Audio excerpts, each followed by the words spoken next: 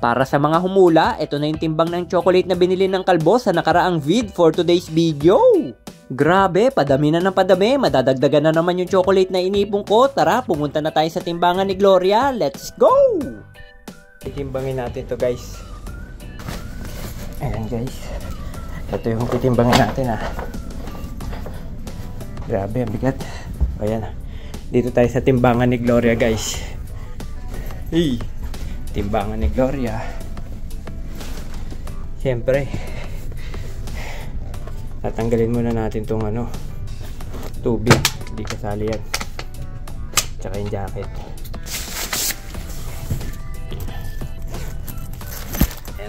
Ayan na. Puro chocolate pa rin yan. Ang ganda niya sa ilalim. Ayan. Puro chocolate yan. Sama pa dyan. Pati yung tatlo dito. Puro chocolate yan guys Ang timbangan ni Gloria. Zero Zero. Ayan na guys. Ang makahula, syempre alam na. May pasalubong. Ilan?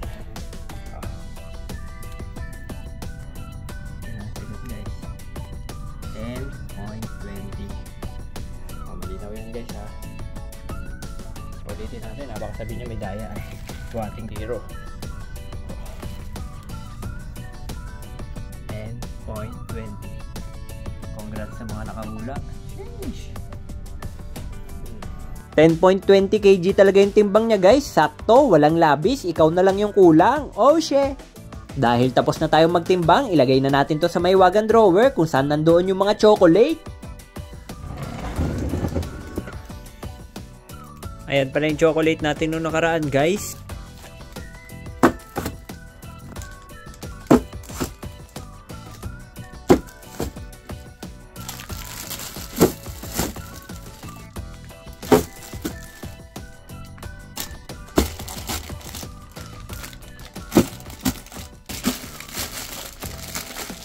So, if you like to see it,